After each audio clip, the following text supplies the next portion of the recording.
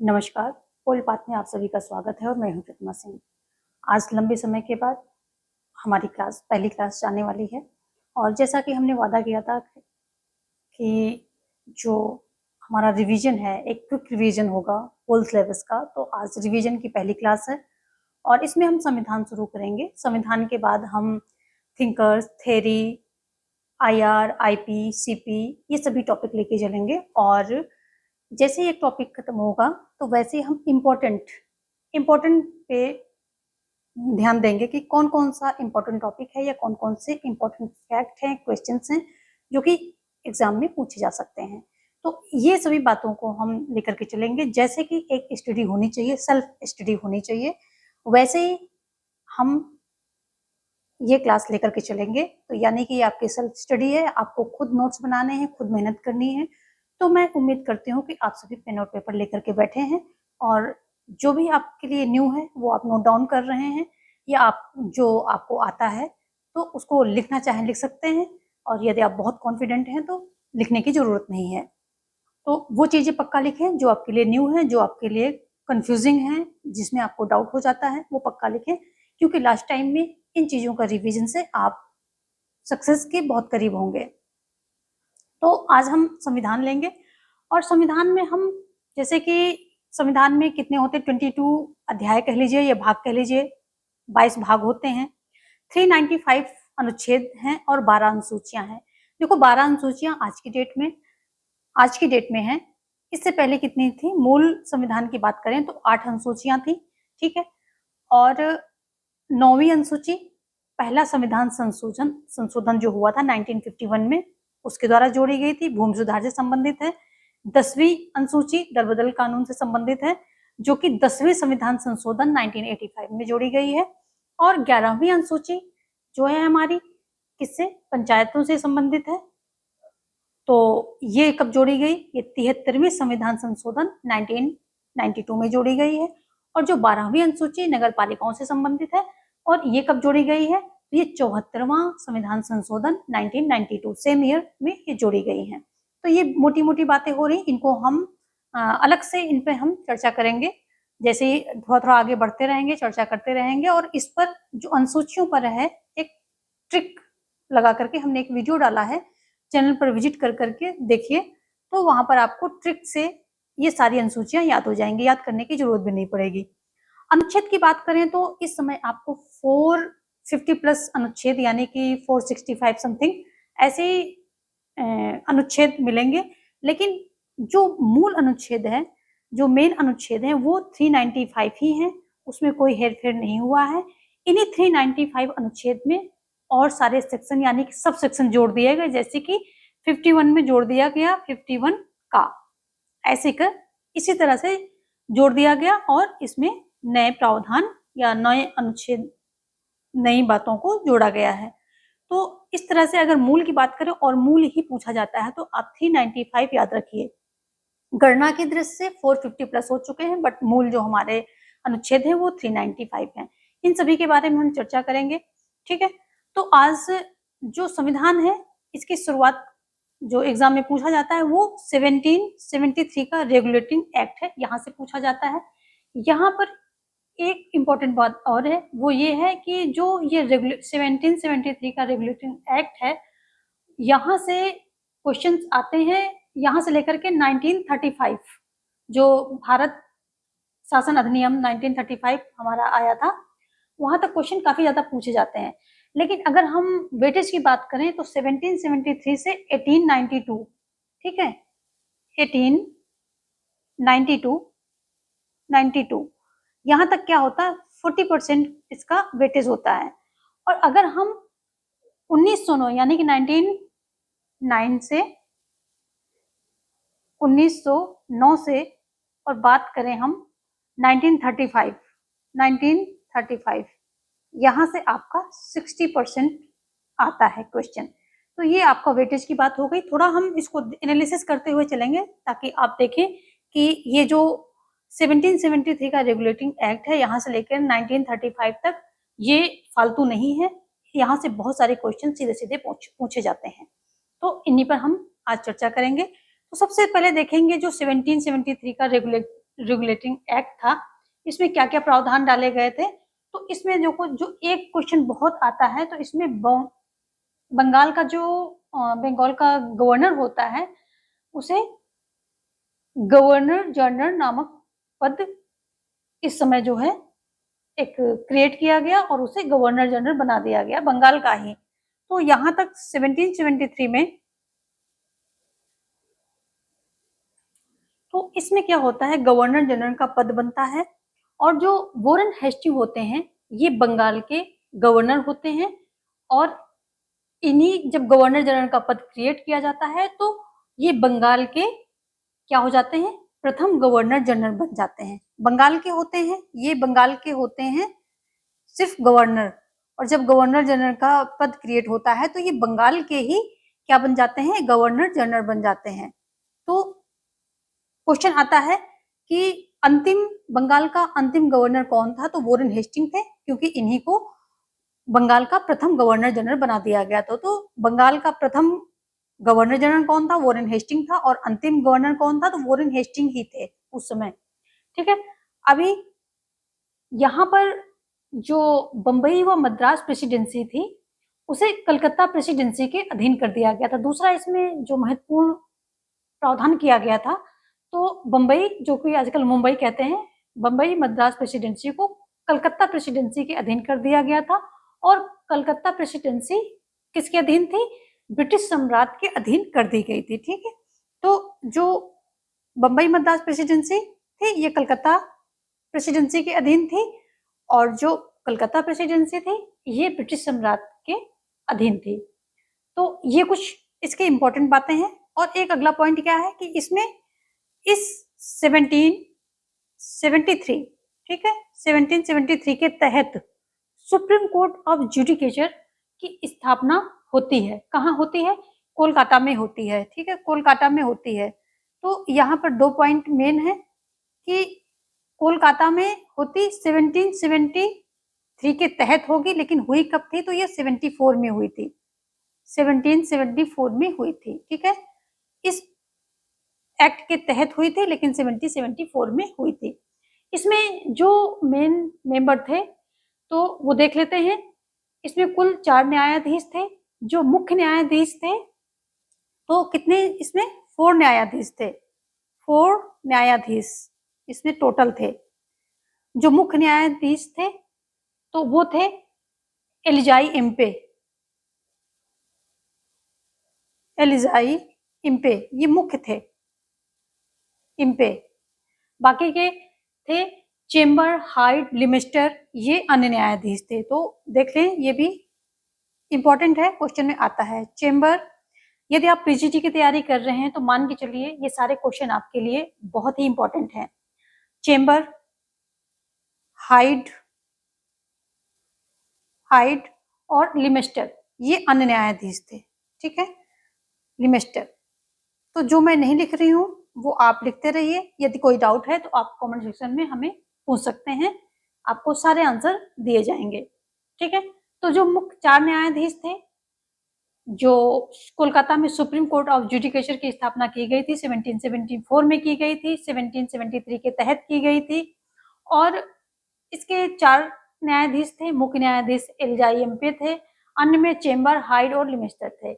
इस न्यायालय के न्याय के खिलाफ अपील कहाँ पर होती थी, प्रिवी काउंसिल में होती थी, जो कि इंग्लैंड में थी। तो ये जो न्यायालय था इसके खिलाफ अगर कोई अपील करनी है तो कहाँ होगी, ये प्रिवी काउंसिल में अपील की जाती थी। और ये प्रिवी काउंसिल कहाँ थी, ये इंग्लैंड में की थी। ठीक है, ये इंग्लैंड में थी। तो ये बात आप ध्यान रखेंगे, यानी कि इंडिया के लिए ये सुप्रीम, जैसा इसका नाम है, सर्वोच्च था, तो सर्वोच्च था। इसके बाद इंग्लैंड में ही इसके खिलाफ अपील होती थी। अब हम आ जाते हैं जो 1773 का रेगुलेटिंग एक्ट है, उसमें ये इंपॉर्टेंट बातें हैं, और इतना आप कर लेंगे तो इसमें से बाहर जाने की उम्मीद कम है। फिर आ जाते हैं 1781 के जो एक्ट ऑफ सेटलमेंट। देखो, इन एक्ट के नाम भी याद रखना, क्योंकि इन एक्ट के नाम भी कभी कभी पूछ लिया जाता है कि जो 1773 का एक्ट क्या था, 1781 का एक्ट क्या नाम था। तो नाम भी इनके आते हैं, बाद में इनको हम समराइज करेंगे। अभी आ जाते हैं 1781 1781 एक्ट ऑफ सेटलमेंट। 1781 का एक्ट ऑफ सेटलमेंट। तो इसकी जो मेन बातें हैं वो हैं बंगाल के गवर्नर जनरल की शक्तियों में बढ़ोतरी की गई। तो जो बंगाल के गवर्नर जनरल थे उनकी शक्तियों में बढ़ोतरी हो जाती है इसमें, ठीक है। और जो बंगाल के गवर्नर जनरल थे वो बंगाल, बिहार, उड़ीसा इन सभी के लिए विधि निर्माण का अधिकार रखने लगे, यानी कि वो इन सभी के लिए विधि निर्माण करते थे। और जो तीसरी इसमें इम्पोर्टेंट पॉइंट था वो ये था कि बिना लाइसेंस प्राप्त किए कंपनी के कर्मचारी को व्यापार पर प्रतिबंध लगाया गया। क्यों? मतलब कि जब तक कंपनी का कर्मचारी को लाइसेंस ना मिल जाए वो व्यापार नहीं कर सकता था, तो ये प्रतिबंध लगाया गया। तो ये जो 1781 का एक्ट ऑफ सेटलमेंट है, इसका नाम क्या है? एक्ट ऑफ सेटलमेंट, ये इसका नाम है। तो इसमें ये 3 जो है मेन पॉइंट है। अब आ जाते हैं 1784 का जो एक्ट आता है, इसका नाम है पिट्स इंडिया एक्ट। इसमें कुछ खास बातें हुई थी और इससे काफी ज्यादा क्वेश्चन आते भी हैं। पहला पॉइंट है, जो कंपनी के कर्मचारी थे उनको उपहार लेने पे रोक लगा दिया गया था, क्योंकि वो उपहार के नाम पर क्या करते थे, घूस लेते थे और बहुत ज्यादा भ्रष्टाचार हो रहा था। तो जो कंपनी के कर्मचारियों को उपहार लेने पर रोक लगाई गई थी। दूसरा था कि कंपनी के कार्यों का विभाजन किया गया था। कौन कौन से कार्य? व्यापारिक कार्य और विधायी कार्य में इसका विभाजन कर दिया गया था। और इसमें 2 मंडल बनाए गए थे, एक था निदेशक मंडल, दूसरा था नियंत्रक मंडल।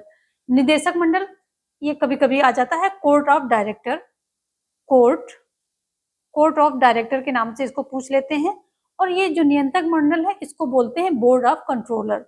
तो ये बोर्ड ऑफ कंट्रोलर के नाम से इसको जानते हैं, ठीक है।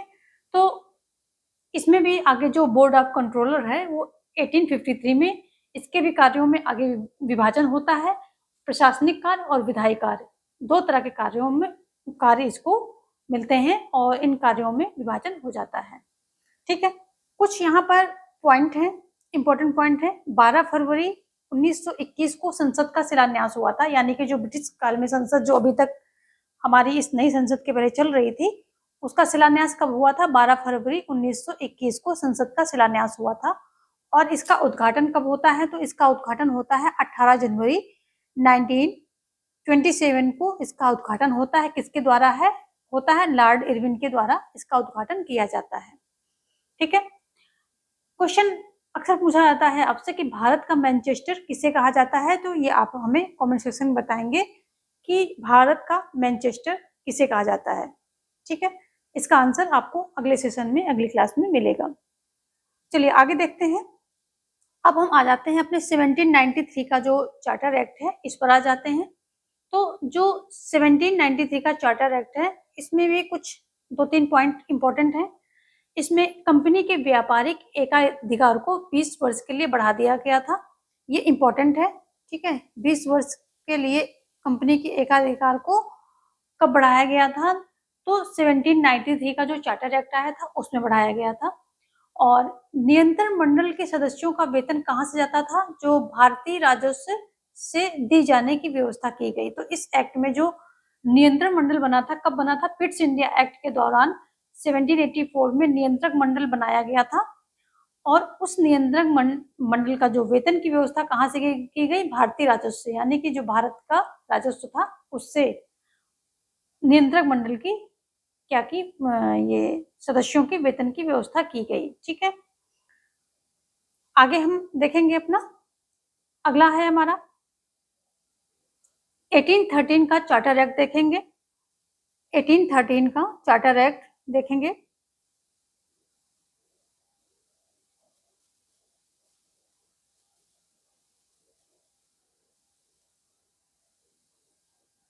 तो जो 1813 का चार्टर एक्ट था इसमें क्या था?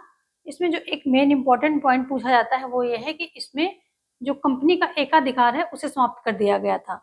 जो कंपनी का व्यापारिक एकाधिकार था कंपनी का, अभी देखिए कंपनी का यहाँ पर शासन चल रहा था ना, तो कंपनी के व्यापारिक जो एकाधिकार था उसे समाप्त कर दिया गया था, ठीक है। सिवाय चीन के साथ इनका वो बचा था, एकाधिकार व्यापार का बचा था, और चाय, जो भारतीय चाय पत्ती का व्यापार था वो, बाकी का एकाधिकार इनका समाप्त कर दिया गया था। ठीक है, एकाधिकार इनका समाप्त कर दिया गया था। और इसमें कुछ और पॉइंट हैं जो कि कभी-कभी पूछ लिए जाते हैं, जैसे कि ब्रिटिश सरकार ने भारतीय शिक्षा एवं साहित्य के विकास हेतु 1 लाख रुपए प्रतिवर्ष खर्च करने की बात कही थी इसी चार्टर एक्ट के दौरान। ठीक है, इसी के तहत कही थी।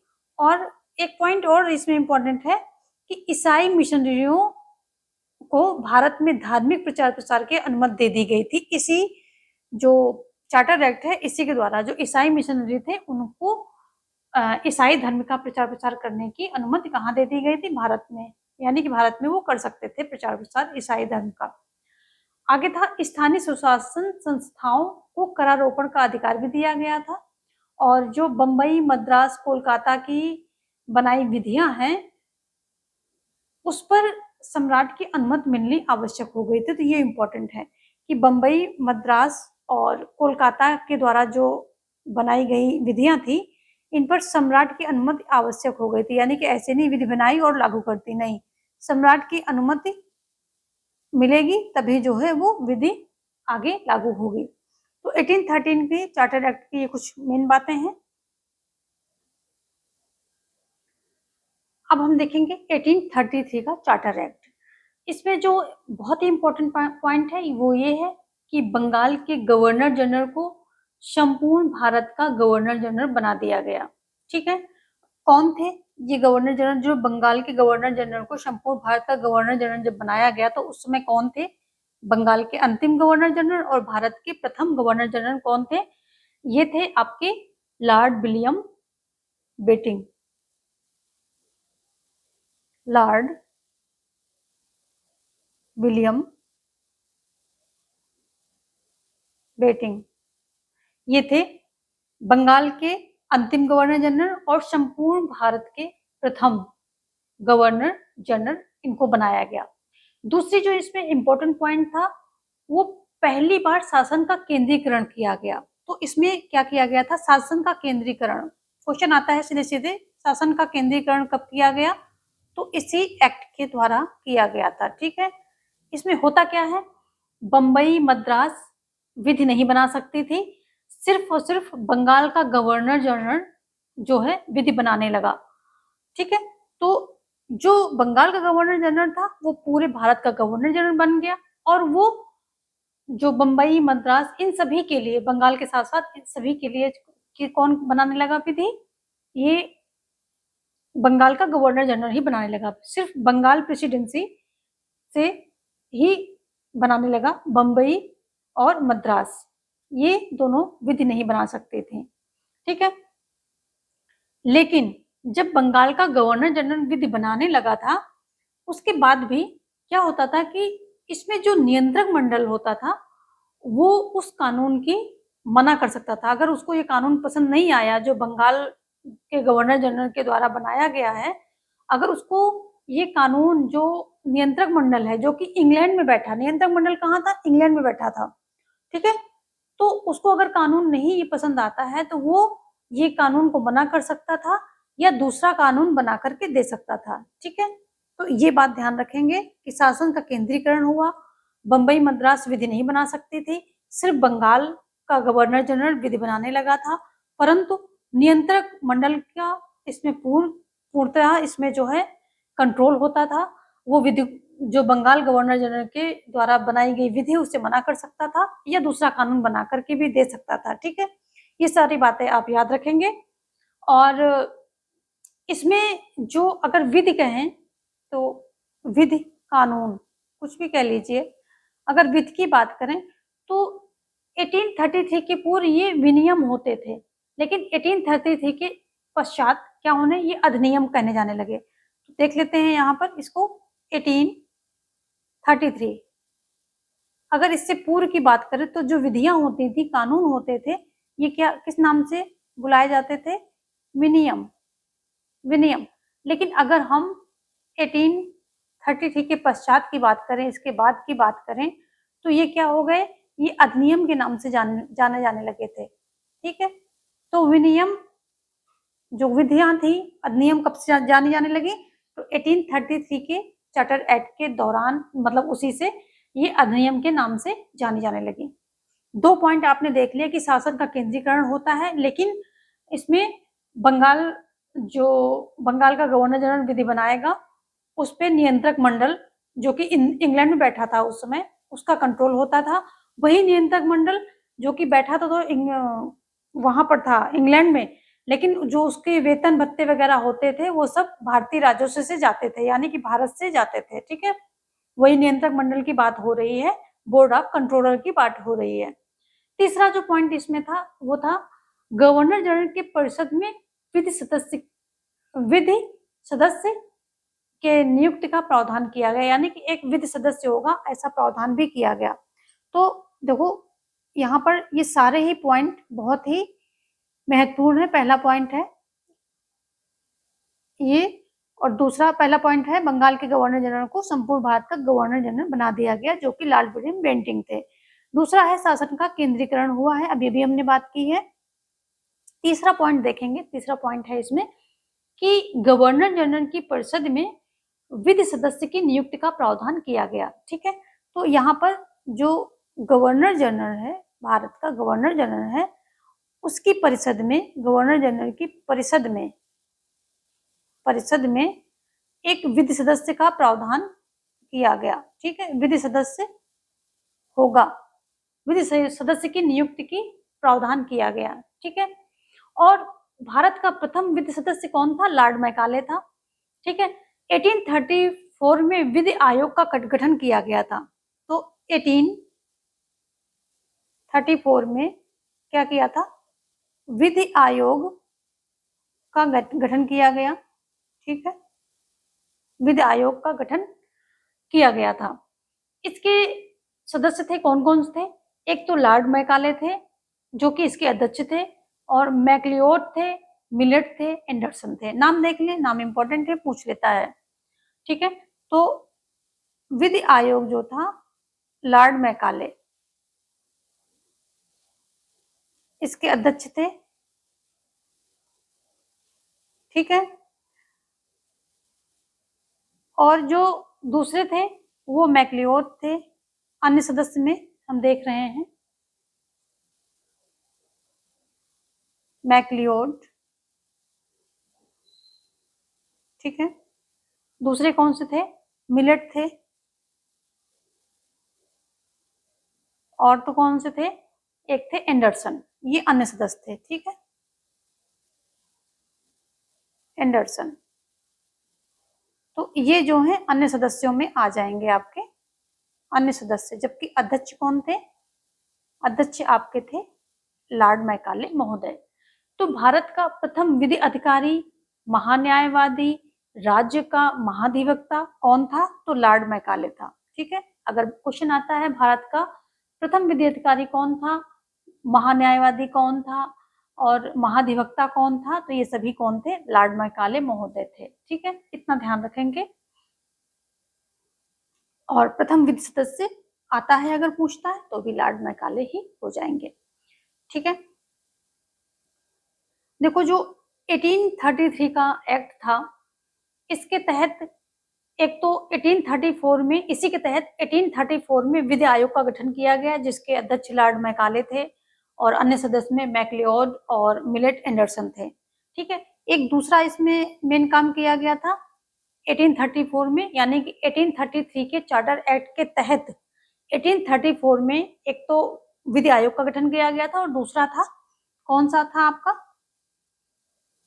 ये 1834 में विधि आयोग का गठन किया गया, और दूसरा था इसमें जो है शिक्षा से संबंधित ड्रेन थ्योरी, यानी कि छनन का सिद्धांत, ठीक, आया था। तो 1834 में दूसरा जो मेन पॉइंट था वो क्या था? ड्रेन थ्योरी, शिक्षा से संबंधित, इसको ड्रेन थ्योरी के नाम से भी जानते हैं, ड्रेन थ्योरी, या फिर छनन का सिद्धांत, छनन का सिद्धांत इसके नाम से जाना जाता है, ये भी आया था। इसमें अंग्रेजी को शिक्षा का माध्यम बनाया गया था, यानी कि शिक्षा का माध्यम क्या होगा? तो शिक्षा का माध्यम अंग्रेजी को रखा गया था। शिक्षा का माध्यम क्या होगा? शिक्षा का माध्यम अंग्रेजी, ऐसा इसमें रखा गया था। ठीक है, तो ये इसके कुछ मेन पॉइंट हैं और इसी में कुछ जो कुरीतियां थी, कुप्रथाएं थी, उन पर रोक लगाने की बात कही गई थी, जैसे कि सती प्रथा, ठगी प्रथा, बाल विवाह, दास प्रथा, इन सभी को बात की गई थी। और कंपनी के अधीन नियुक्ति में व्यक्ति को धर्म, जाति, रंग, मूल वंश के आधार पर अयोग्य नहीं ठहराया जाएगा, कुछ ये सब बातें की गई थी। ठीक है, अब हम देखेंगे अपना 1853 का चार्टर एक्ट। तो 1853 का चार्टर एक्ट हम देख लेते हैं कि ये चार्टर एक्ट क्या कह रहा है। 1853 का जो चार्टर एक्ट था उस बहुत ही इम्पोर्टेंट हो जाता है, क्योंकि इसमें कुछ महत्वपूर्ण प्रावधान किए गए थे जो कि भारतीय इतिहास के लिए काफी अहम रोल अदा करते हैं। तो जो 1853 का चार्टर एक्ट था, इसमें विधि सदस्य को गवर्नर जनरल की परिषद में स्थायी सदस्यता मिल गई थी, यानी कि इसे एक स्थायी सदस्य बनाया गया था। पहले क्या था, जरूरत के मुताबिक ये ले लिए जाते थे और हटा दिए जाते थे, लेकिन जो 1853 का चार्टर एक्ट आता है, इसमें गवर्नर जनरल की परिषद में विधि सदस्य को एक स्थायी सदस्य बना दिया गया, यानी कि वो हमेशा उसमें सम्मिलित रहता था इनकी परिषद में। आगे है कि गवर्नर जनरल की जो परिषद है उसके कार्य का विभाजन हो जाता है। इसको मैंने पहले बताया था कि एडवांस में बता दिया था कि 1853 में कार्य विभाजन हो जाता है। तो इस परिषद का कार्य का विभाजन होता है, कौन कौन से प्रशासनिक कार्य और विधायी कार्य में इसका जो है विभाजन हो जाता है। जो विधायी कार्य करने वाले लोग होते हैं ये 12 सदस्य, यानी कि इसमें कितने सदस्य होते हैं? 12 सदस्य होते हैं। तो ये 12 सदस्यीय एक सदनीय विधानमंडल था। तो देख लो यहाँ तक एक सदनीय ही है। 12 सदस्यीय एक सदनीय विधानमंडल था ये। ठीक है, ध्यान रखेंगे, ये पॉइंट पूछ लेता है कभी कभी। और इसमें किया क्या गया था कि कंपनी में कर्मचारियों की भर्ती में नामजदगी प्रणाली को समाप्त कर दिया था, यानी जैसे कि नाम रिकमेंड किए जाते थे, उस प्रणाली को समाप्त करके प्रतियोगी परीक्षा है उसको आधार बनाया गया। जैसे कि आज की डेट में हर परीक्षा कैसी होती है? प्रतियोगिता पर आधारित होती है, जो आगे नंबर लेता है, ज्यादा नंबर लेता है, उसको रखा जाता है। तो रिकमेंडेशन को समाप्त करके प्रतियोगी परीक्षा को आधार बनाया गया था। जो इसमें सबसे इंपॉर्टेंट पॉइंट है, वेरी इंपॉर्टेंट पॉइंट है, वो देख लीजिए इस एक्ट के तहत। इसमें क्या हुआ कि सिविल सेवा में भाग लेने का अधिकार भारतीयों को भी दिया गया। ठीक है, तो जो सिविल सेवा थी, सिविल सेवा में भारतीय भी भाग ले सकते थे, भारतीय भाग ले सकते थे। इसी एक्ट के द्वारा ये अधिकार उनको दिया गया। पहले सिविल सेवक कौन थे? सत्येंद्र नाथ टैगोर थे। तो अगर हम बात करें कि पहले भारतीय सिविल सेवक कौन थे, तो ये थे सत्येंद्र नाथ टैगोर। ये सभी जो है रिलेटिव चीजें देखते रहिए, इंपॉर्टेंट है, वेरी इंपॉर्टेंट है। ठीक है, नेक्स्ट हमारा है 1858 का गवर्नमेंट ऑफ इंडिया एक्ट। तो इसको हम नेक्स्ट सेशन में देखेंगे। इसमें जो मेन बातें यही होंगी कि इसमें जो है इलाहाबाद को एक दिन के लिए राजधानी बनाया जाता है और इस एक्ट की घोषणा की जाती है। ये मेनली जो 1857 की क्रांति हुई थी उसके प्रभाव स्वरूप जो है इसमें ये एक्ट आता है और कंपनी का शासन इसमें समाप्त कर दिया जाता है और ब्रिटिश सम्राट का शासन इसमें, यानी कि जो ब्रिटिश क्राउन होता है उसका सीधा कंट्रोल यहाँ पर हो जाता है, सीधा शासन उसका हो जाता है। गवर्नर जनरल का पद समाप्त करके वायसराय की शुरुआत की जाती है और लॉर्ड कैनिंग जो है अंतिम गवर्नर जनरल होते हैं और प्रथम वायसराय होते हैं। ये सारी बातें आप ध्यान रखेंगे। ठीक है, और इसमें भारत सचिव नामक पद का सृजन भी किया जाएगा। जो सचिव पद है उस पद का भी सृजन इसी एक्ट के द्वारा किया जाएगा। तो ये इसमें जो बातें हैं, जो प्रावधान किए गए हैं, ये बहुत ही ज़्यादा पूछे जाते हैं। इनको हम कल के सेशन में देखेंगे और उम्मीद है कि आपने जो भी मैंने लिखा है या जो चीज़ें नहीं लिखी हैं, हमने बोली हैं, वो सभी आप नोट डाउन करेंगे यदि आपके लिए नया है तो। ठीक है? जो भी चीज़ें न्यू हैं, जो भी कन्फ्यूज़िंग है, उनको आप नोट डाउन करें, रिवीजन करें और बिल्कुल भी आप टाइम वेस्ट नहीं करें, कम्फर्ट ज़ोन से बाहर आ जाइए। समय आपके पास बहुत कम है और रिवीजन बहुत ज़्यादा करना है। मैं अपना काम कर रही हूँ, आप यदि हमारे साथ चलते रहेंगे, तो निश्चित तौर पे एक एक्सटेंसिव रिवीजन आपका हो पाएगा। आप यदि आप हमारे साथ चलते रहेंगे, नोट्स बनाते रहेंगे, तो आपका एक अच्छा रिवीजन भी होगा और साथ में आपके जो डाउट वाले टॉपिक होंगे, जो डाउट वाले फैक्ट होंगे, उन सब का एक नोट्स तैयार हो जाएगा, जो कि लास्ट टाइम में आप रिवीजन करेंगे और गलती के चांसेस कम कर देंगे। तो पढ़ाई का सबसे सही तरीका यही है कि रिवीजन करें, जो आपको आ रहा है, उसे ठीक है, रिवाइज़ करते जाइए और जो कन्फ्यूज़िंग है, जिसमें डाउट है, उसको उसका नोट फिर से बनाते जाइए, ताकि उस डाउट वाले सेक्शन को हम बार-बार देख सकें और लास्ट टाइम में भी एक निगाह डाल सकें, एक झलक ले सकें, जिससे कि हमारी गलतियाँ ना हो और हमारी अगर यदि नेगेटिव मार्किंग है, तो ना हो और अगर नेगेटिव मार्किंग नहीं है, तो भी हमारा क्वेश्चन गलत नहीं होना चाहिए क्योंकि एक-एक क्वेश्चन से हमारा सिलेक्शन और जो है रिजेक्शन, दोनों निर्भर करता है। ठीक है? तो आप पढ़ते रहिए, रिवीजन लेते रहिए और आप सभी के लिए शुभकामनाएँ। Thank you.